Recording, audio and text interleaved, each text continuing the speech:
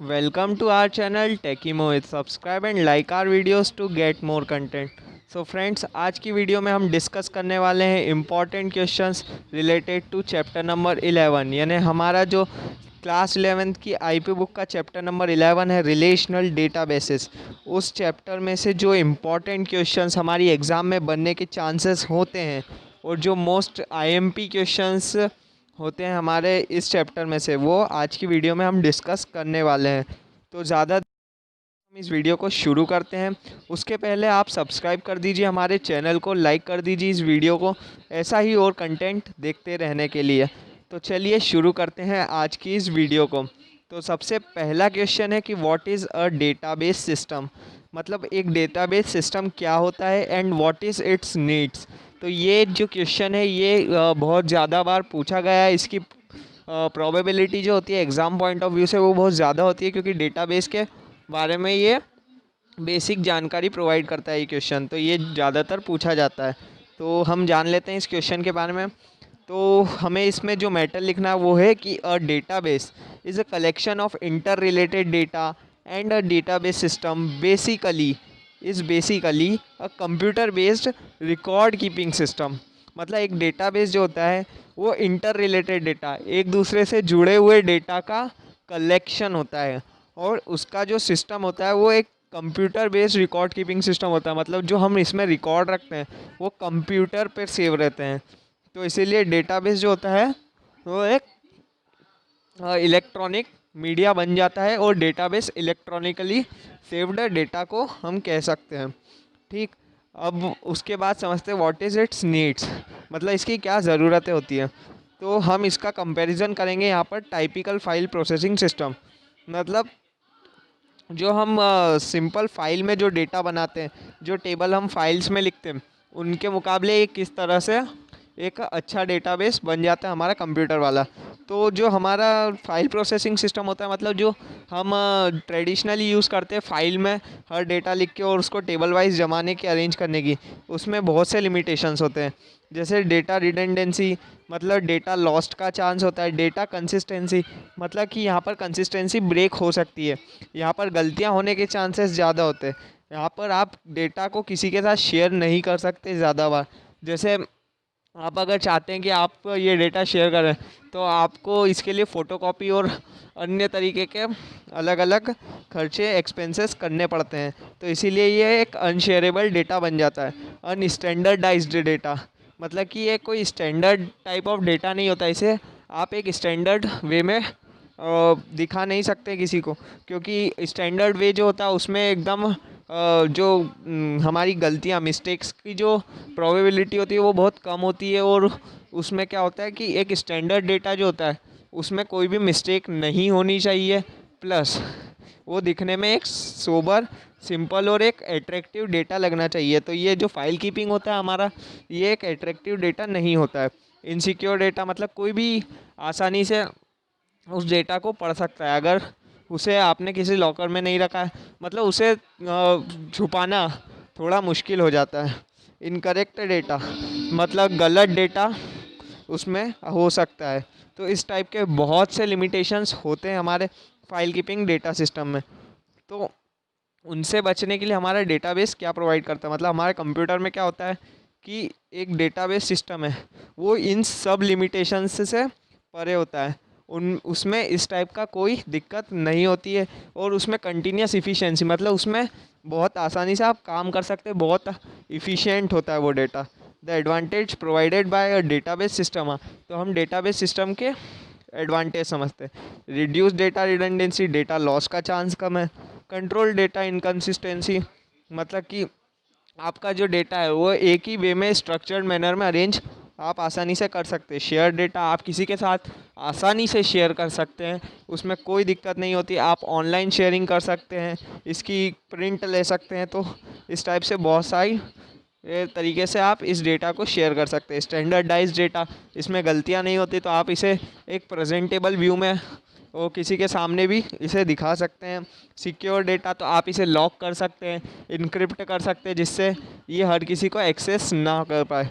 उसके बाद integrated data, integrated data मतलब कि एक ऐसा डेटा जिसमें एक तरह से बिल्कुल वेल मैनेड स्ट्रक्चर्ड हो, प्लस उसके अंदर बहुत सारे कनेक्शंस इस्टेब्लिश किए हुए हों, और उस डेटा को आप किसी से भी हर हर तरीके से आप किसी से भी उससे कनेक्ट कर पाए, तो इसीलिए वो एक इंटीग्रेटेड डेटा।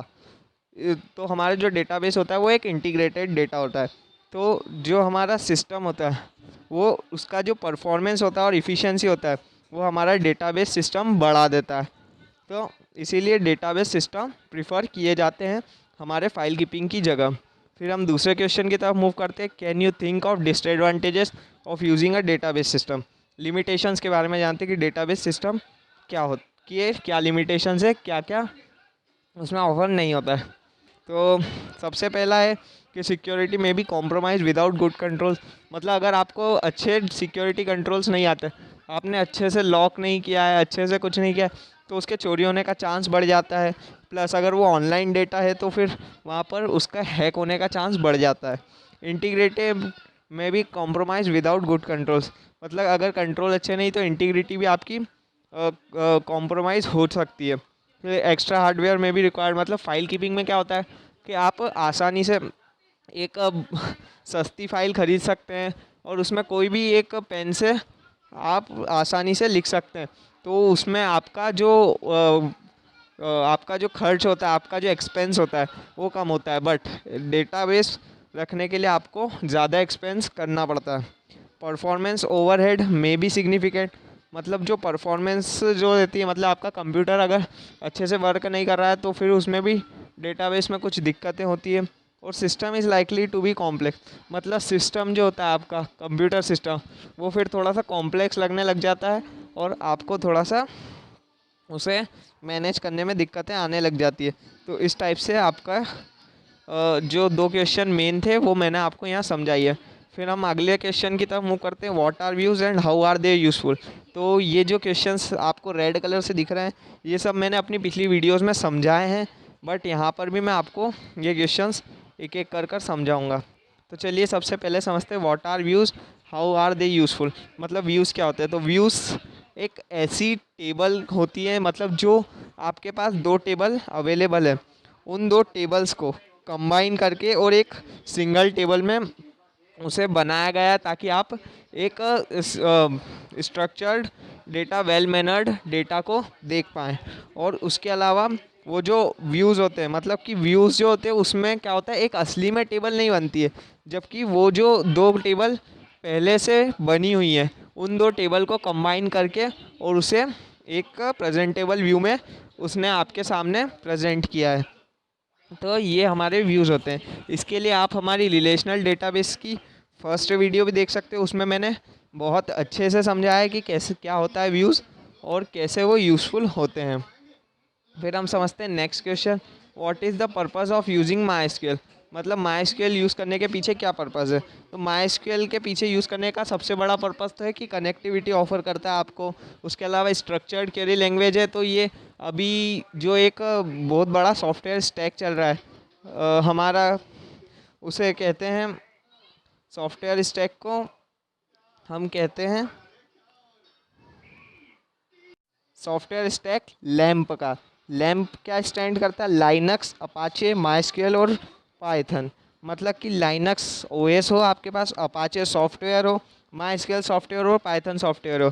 तो ये एक बहुत ट्रेंडिंग स्टैक बन गया, एक सॉफ्टवेयर का कलेक्शन बन गया है कि ये सॉफ्टवेयर्स अगर आपके पास है तो आप एक अच्छे ये सॉफ्टवेयर पे आपकी कमांड है, आप इन सॉफ्टवेयर्स को इजीली यूज़ कर पा रहे हैं, तो आप एक अच्छे कोडर, आप एक अच्छे सॉफ्टवेयर इंजीनियर हैं। तो इसीलिए यहाँ पर ये जो माइस्क्यूएल है इसका इस सॉफ्टवेयर स्टैक में होना एक बहुत बड़ी बात है। और इसीलिए माइस्क्यूएल एक बहुत अच्छा डेटाबेस सिस्टम यहाँ पर कंसिडर किया जाता है हमारा हाई लेवल पे। तो आप समझ सकते हैं क्या है यूज़ करने का पर्पस माइस्क्यूएल के पीछे। उसके अलावा माइस्क्यूएल बहुत से की फीचर्स आपको अवेलेबल कराता है जिसके कारण भी आप माइस्क्यूएल को यूज़ करते हैं। तो वो भी मैं आपको अब बताने जा रहा हूँ। तो सबसे पहला है हमारा स्पीड, यानी कि इसकी स्पीड बहुत तेज़ होती है। ईज़ ऑफ यूज़, और हर कोई इजीली यूज़ कर सकता है। इसके ग्राफिकल इंटरफेस भी होते हैं। उसके अलावा कॉस्ट मतलब ये जो कॉस्ट है इस हिसाब से यहाँ पर बहुत अच्छा है। मतलब यहाँ पर क्या है कि ये जो है ये एक फ्री सॉफ्टवेयर है और ओपन सोर्स सॉफ्टवेयर है, हर कोई इसे यूज़ कर सकता है, उसे इसके लिए कोई फ़ी पे नहीं करनी पड़ती है। क्वेरी लैंग्वेज सपोर्ट यानी एसक्यूएल स्ट्रक्चर्ड क्वेरी लैंग्वेज को जानता है। पोर्टेबिलिटी यानी कि हर टाइप के सीपीयू पे, हर टाइप के ओएस पे ये वर्क करता है। उसके बाद आता है डेटा टाइप्स, तो बहुत सारे डेटा टाइप्स प्रोवाइड कर देता है हमें माइस्क्यूएल। सिक्योरिटी बहुत अच्छी होती है, इसकी लिमिट्स बहुत ज़्यादा होती है, मतलब आप इसमें 50 मिलियन रिकॉर्ड्स तक यहाँ पर रख सकते हैं। ऐसे बहुत से सॉफ्टवेयर बने हुए हैं, बहुत सी बड़ी बड़ी सॉफ्टवेयर कंपनीज़ में इसी लैंग्वेज, इसी एप्लीकेशन में 50 मिलियन रिकॉर्ड्स तक इंसर्ट किए हुए हैं एक एक टेबल में। तो आप समझ सकते हैं क्या क्या लिमिट्स हैं इसकी।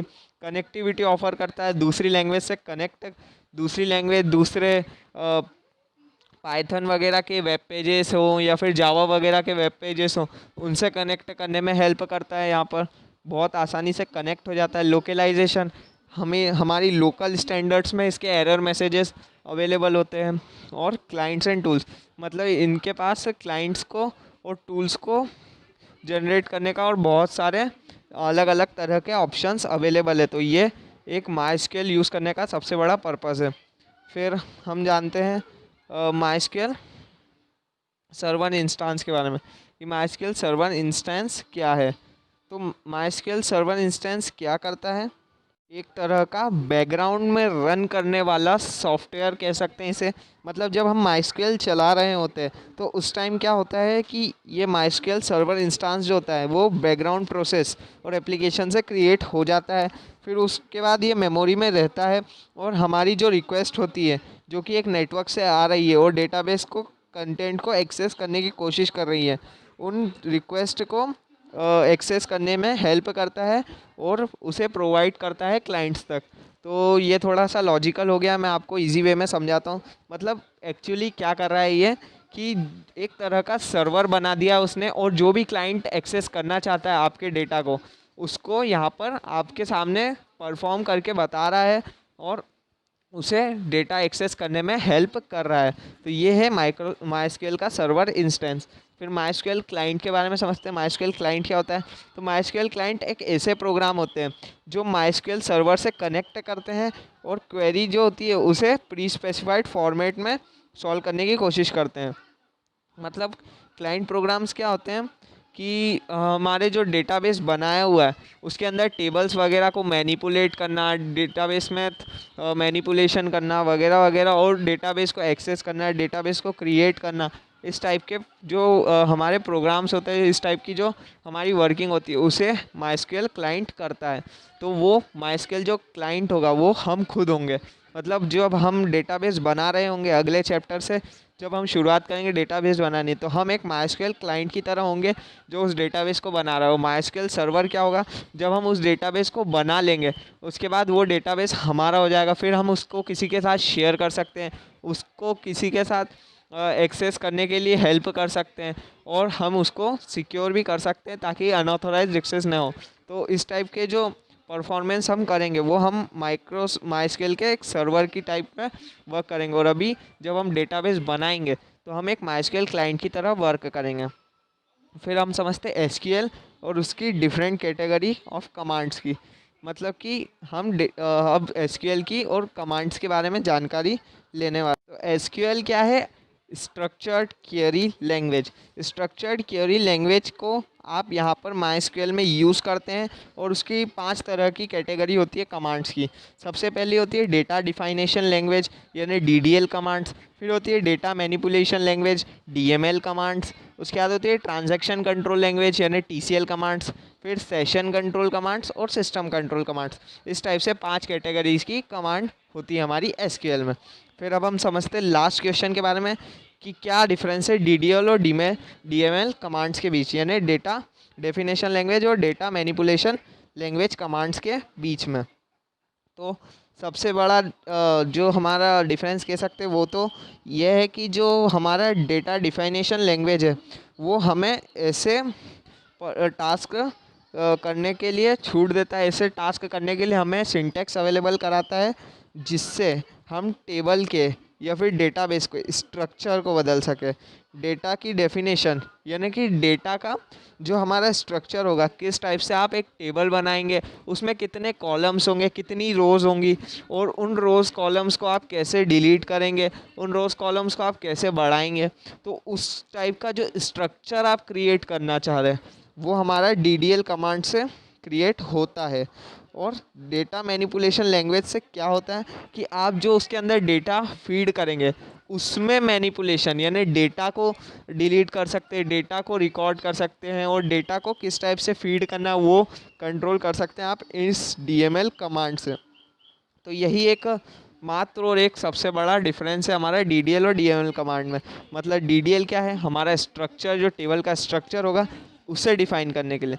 DML कमांड क्या है, हमारा टेबल के अंदर जो रिकॉर्ड हमने फीड किए उसका मैनिपुलेशन करना, उसको डिलीट करना, उसको चेंज करना, एडिट करना वगैरह वगैरह कमांड्स के लिए हमारा DML कमांड्स का यूज़ किया जाता है। तो हमारी आज की वीडियो यहीं पर ओवर होती है। और अगर आपको ये DDL DML कमांड्स के बारे में ज़्यादा समझना है तो आप जाकर मेरी table creation and data manipulation commands वाले चैप्टर की वीडियोस देख सकते हो। उसमें भी मैंने इनके बारे में बहुत सी इन्फॉर्मेशन दी है, तो आप वहाँ से भी एक तरह का ओवरव्यू ले सकते हैं इनके बारे में। आज की वीडियो यहीं ओवर होती है। होप आपको आज के वीडियो में जितने भी क्वेश्चंस मैंने बताए वो आपको आपके एग्ज़ाम्स में हेल्प करेंगे। और इसके अलावा इस चैप्टर में कोई भी एक इम्पॉर्टेंट क्वेश्चन हमने नहीं छोड़ा है। इसके अलावा अगर क्वेश्चन आता है तो फिर वो बुक के बीच में से होगा, यानी कि हमने बुक के ये जो क्वेश्चंस थे ये सारे क्वेश्चंस को हमने कवर कर लिया है। तो आप समझ सकते हैं कि किस टाइप से हमने यहाँ पर क्वेश्चन को कवर किया है और आपको प्रेजेंट किया है। तो मे बी आपको ये हेल्प करेंगे एग्ज़ाम में। तो चलिए ख़त्म करते हैं आज की इस वीडियो को, और सब्सक्राइब करिए और लाइक कीजिए हमारे इस वीडियो को ऐसा ही और स्टफ देखते रहने के लिए। और आप अपने डाउट्स पूछ सकते हैं कमेंट सेक्शन में, और मेरे सोशल मीडिया अकाउंट पर भी आप जुड़ सकते हैं। इसी के साथ हमारी एक वेबसाइट भी अभी अभी पब्लिश हो गई है, बट वो अभी डेवलपमेंट फेज़ में है, मतलब उसमें कुछ भी कंटेंट अभी मैंने प्रोवाइड नहीं किया है। तो आप उसे विज़िट कर सकते हैं, मैंने लिंक दे दिया है डिस्क्रिप्शन में, आप उसे वहाँ जाकर देख सकते हैं। तो चलिए तब तक के लिए stay tuned, be happy and thank you.